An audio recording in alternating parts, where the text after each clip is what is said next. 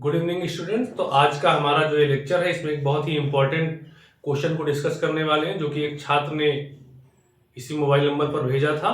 तो देखते हैं कि आज का हमारा ये इंपॉर्टेंट क्वेश्चन कौन सा है। तो आ जाते हैं हम लोग अपने प्रश्न पर। एक वृत्ताकार कुंडली की त्रिज्या 10 सेंटीमीटर, प्रतिरोध 2 ओम तथा इसमें फेरों की संख्या 500 है। कुंडली का तल 3 × 10⁻⁵ टेस्ला के चुंबकीय क्षेत्र के लंबवत है। अपने लंबवत अक्ष के परितः कुंडली 0.25 सेकंड में 180 डिग्री घूम जाती है। कुंडली में प्रेरित विभव तथा धारा ज्ञात कीजिए। अब इसी को मैं एक बार इंग्लिश में आपको रिपीट कर देता हूं। A circular coil has radius 10 centimetre, resistance 2 ohm and number of turns is 500. The plane of coil is perpendicular to the magnetic field of 3 × 10⁻⁵ Tesla. About its perpendicular axis, the coil turns 180 degree in 0.25 second. Calculate induced EMF and current in the coil. तो ये हमारा आज का question था जिसे मैंने आपको बता दिया है। अब देखते हैं कि इस क्वेश्चन को हम लोग सॉल्व कैसे करेंगे। बहुत इजी क्वेश्चन है।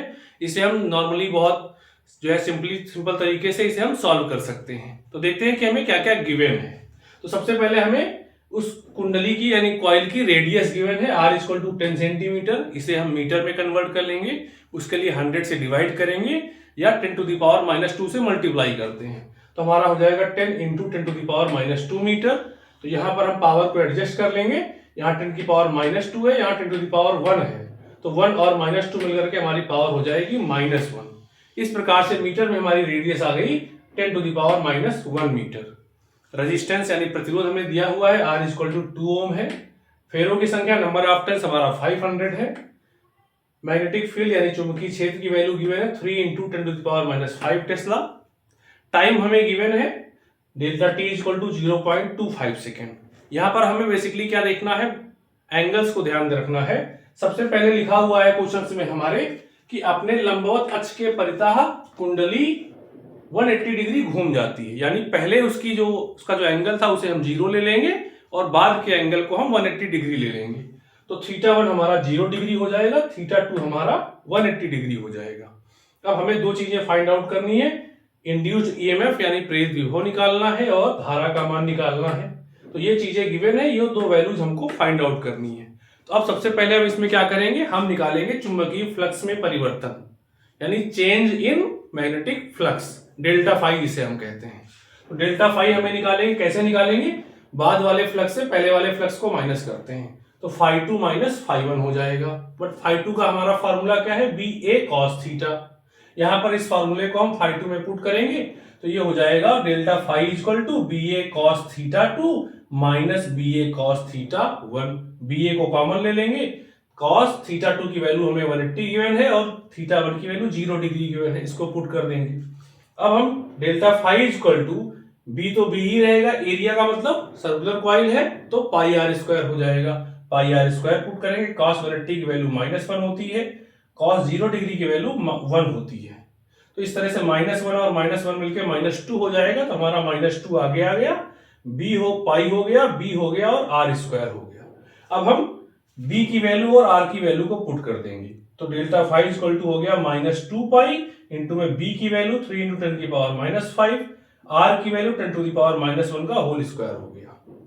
अब यहां पर 3 से 2 मल्टीप्लाई हो जाएगा। तो ΔΦ = -6π इंटू 10⁻⁵ और 10⁻1 का होल स्क्वायर 10⁻2 हो जाएगा। अब यहाँ दोनों में 10⁻5 और -2 है, दोनों माइनस में है तो ऐड होके -7 हो जाएगा। तो ΔΦ = -6π इंटू 10⁻7 हमें मिल जाएगा। ये तो चेंज इन मैग्नेटिक फ्लक्स है, आपका चुंबकीय फ्लक्स में परिवर्तन निकल के आया है। अब हम यहाँ पर फैराडे का फर्स्ट लॉ यूज करेंगे। फैराडे का फर्स्ट लॉ क्या है, E = -n ΔΦ/ΔT। तो E = -n की वैल्यू गिवन है हमें 500 पुट कर देंगे।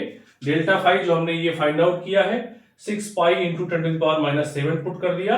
ΔT जो है वो हमें क्वेश्चन में गिवन है 0.25। अब हम क्या करेंगे, जैसे ही यहां पर पॉइंट को रिमूव करेंगे तो ऊपर 500 में हम 2 जीरो बढ़ा देंगे।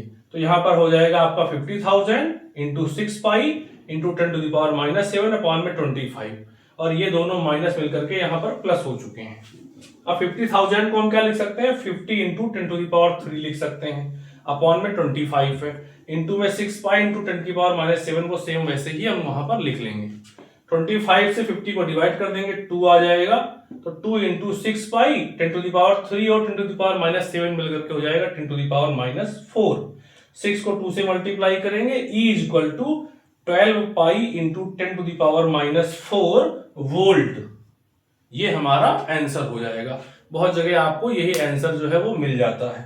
अगर इसे हम और सॉल्व करना चाहते हैं तो इसे हम 1.2 पाई भी लिख सकते हैं। उस केस में हमारी जो पावर है वो 10⁻³ हो जाएगी।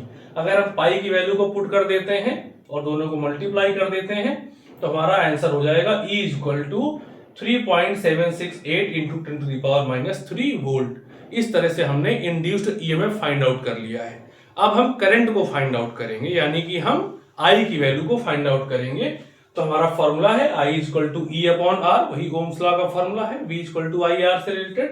I is equal to E upon R, E की वैल्यू हमने फाइंड आउट कर ली है 3.768 इंटू 10⁻³ अपॉन में R की वैल्यू क्वेश्चन में गिवन है हमें 2 से इसको डिवाइड कर देंगे, तो I is equal to 1.884 into 10⁻³ ampere हमारा आंसर हो जाएगा। तो आई होप आपको ये क्वेश्चन बहुत इजीली समझ में आ गया होगा।